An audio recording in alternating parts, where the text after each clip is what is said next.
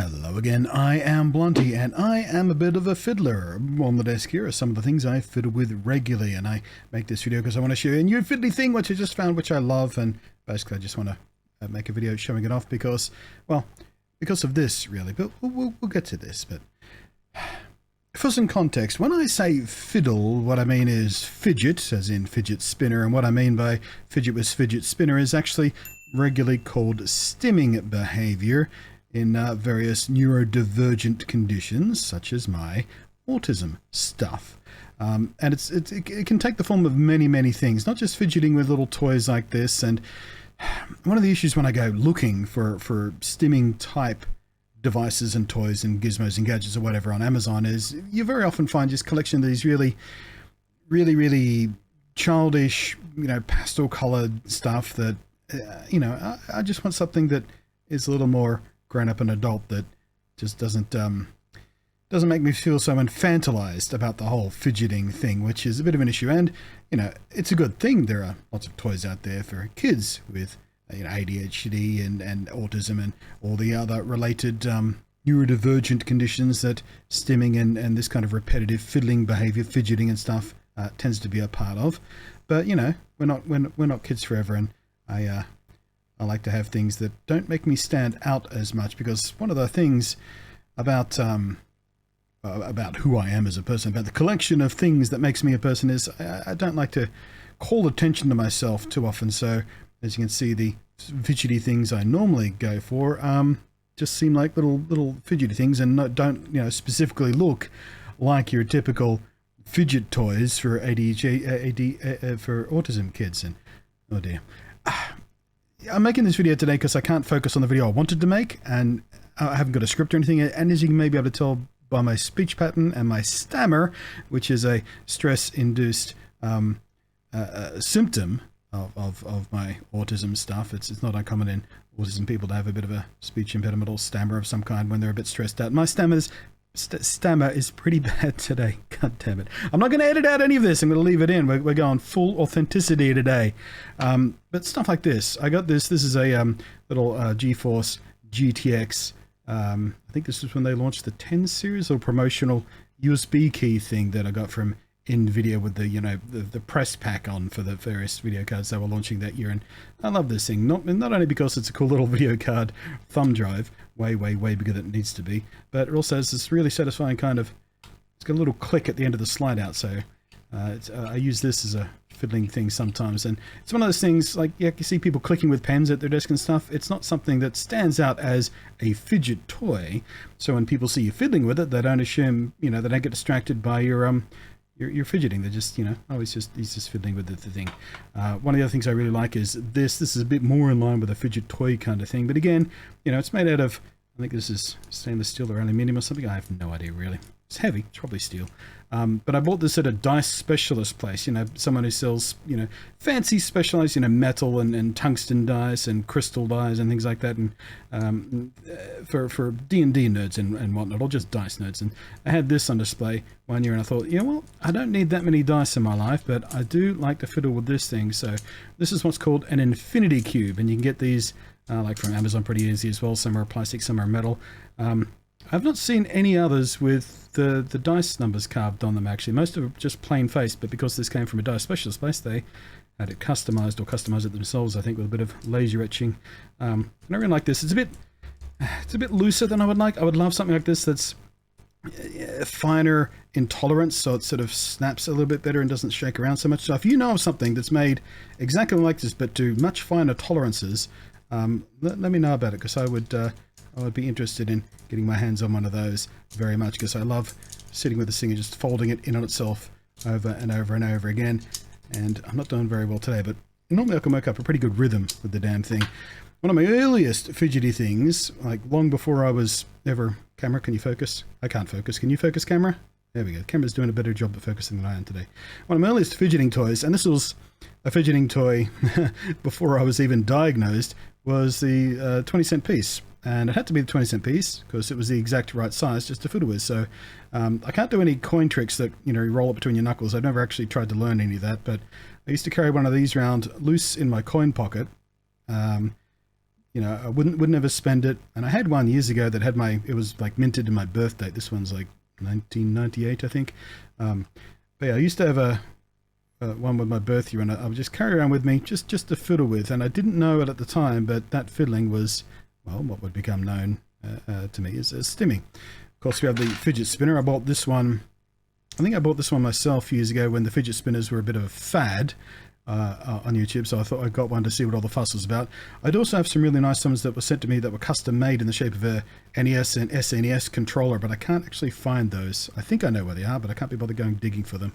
I never actually used them much as fidget spinners because they were custom made for me by a fan of my videos, and I didn't want to carry them around too much and get them all banged up and scratched up in my pockets. They're more sort of a fun little, hey, look at this little item kind of thing, rather than this, as you can see, it's very sort of beat up and grotty and stuff, because I do use this. I don't really carry this around with me in the real world though, because again, it kind of stands out as one of those kitschy, fidgety toy things, and like I said, the stuff I like to fiddle with, I don't like it to stand out and call attention to itself, really.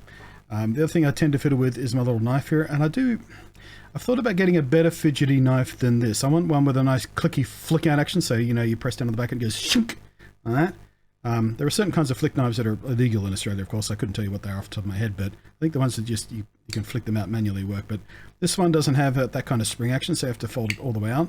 But I have been known to sit at my desk and fiddle with like this, and the return action, the catch of it, you know, it's a very, very solid catch, but it also makes it difficult to release when I'm fiddling with it. So I don't love my knife to fiddle with, but I have been known to sit at my desk and flick that in and out repeatedly. There's a little Lego piece here I keep just on my bedside table, actually, because, well, I just sort of roll it around in my hands, and the texture of the nubs on the top, the nubs, what are they called again? Studs. Yeah, that's. I don't love that as a fidget thing, but I do keep it by my bed just in case I can't find anything else within reach. I know, it sounds really weird. I know. Then there's this thing, which some of you have seen in other videos before, or I play with it sometimes on live streams. It is a promotional keycap little thing that I got from Razer. Again, can you camera focus? Focus. Here we go. Yeah, so it's a little mechanical keyboard switch, same as you find in any other keyboard. It's got a little battery and a little circuit in there to make it cycle through some various RGB flashing and cycling and pulsing and stuff like that. But yeah, it used to have a Razer keycap on it, because it was a Razer promotional thing that they're giving away at the booth to, you know, as swag for press and media and influencers and whatnot. But I carry this around with me for a while. But the problem with this, like a clicky top pen, is it is a clicky mechanical switch, which is very, very noisy. So when I'm fiddling with this on stream, it comes through on the mic sometimes, which is not ideal. It can be very distracting for some people, but I really do like it quite a lot. And I switched out the Razer keycap for an escape keypad. Come on. Could you just come on. So the camera I've got there, the overhead camera is not my usual camera. It's got the slow lens on it.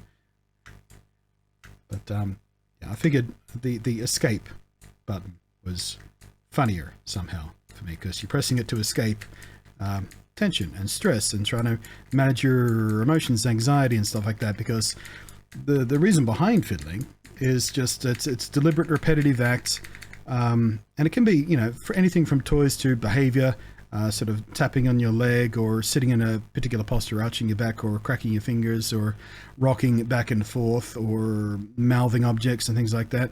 There's all kinds of this stimming type behavior, but I'm a fiddler. But yeah, and I got to thinking about fiddling with this the other day, that it's noisy and it's small. It's not particularly great to hold, because it's got a little lip here where a keyring strap used to just come out, and, you know. But the reason I made this video is because I wanted to show you the new thing I found, which is this, which is very much in the same line, but it is 4 key switches in a little molded base here with colorful little caps. And I'll probably replace these caps with sort of a monotone color or something. I've got keycaps laying around, but I left these on just because I wanted to show you how they come. I don't hate these colors. They're quite pleasant pastel colors, actually. But yeah, like I said before, as you can see, I tend to prefer silvers and grays and stuff like that for this kind of stuff. But this one, very much like this, doesn't have the LED flashing stuff in it, which I don't really care about that for the purposes. But it's got linear switches in it. They're very similar to maybe Cherry Browns or something, I think. They're sort of Cherry Brown knockoff. And I do have the proper tool for removing key switches from keyboards, and I tried to remove this, but it's either in there really, really tightly, like the tolerances is much tighter than a regular keyboard, or it might be just glued in there or something, because I couldn't get the key switch out. So I don't know if these are safely replaceable with your preferred type of key switch, if you wanted to do that.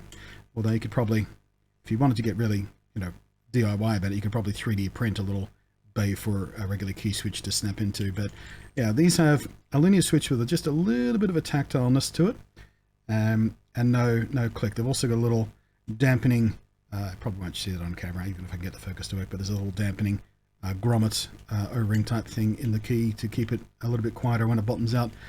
But yeah, I've been fiddling with this for about a week now, just to sort of get a feel for it. And I do this when I'm sort of lying around, or I put it on the desktop, or if I'm laying down, I'll put it on my belly or something, and just tappity tappity tapping.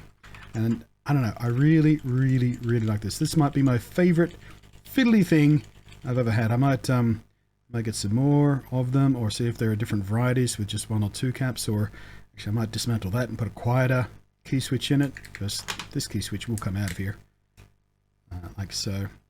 I might have to give up on the RGB if I did that, or I don't know, maybe there's a single version of this that I haven't found yet. But yeah, stumbled across this on Amazon the other day when I was looking for something else, and I thought, well, I'll have that. It's only what was it, about $7, $10 something, I think, which is, not unreasonable for key switches and keycaps and stuff like that. So yeah, there you go. Do you have a preferred fiddly thing in your life? What do you tend to fiddle with? It doesn't have to be necessarily a stimming thing, but all of us probably have something we tend to idly fiddle with. Oh, there's another thing I fiddle with too. When I'm out shooting, with the dials on my camera, but I can only fiddle with those. Come on, focus. I dare you to focus. No, I'm not going to focus this time. Chop and focus. There we go. Yeah, the dials on my camera, but I got to remember to turn the camera off when I'm doing that, otherwise I change all my settings. But that's another thing. I do like the tactility of doing that.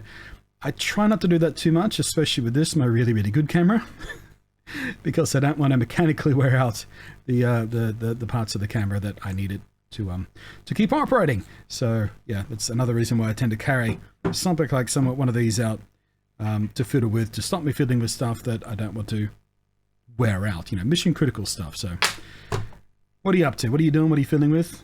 Thank you for having the patience to watch this video, I guess. It's probably not going to do very well, I don't think. Who cares about this stuff? I don't know. I am Blunty. Thank you for watching. Thank you to the patrons, of course, up above there. Who's above and beyond support is, well, it's not quite as good as Fiddly Toys, but it's still nice.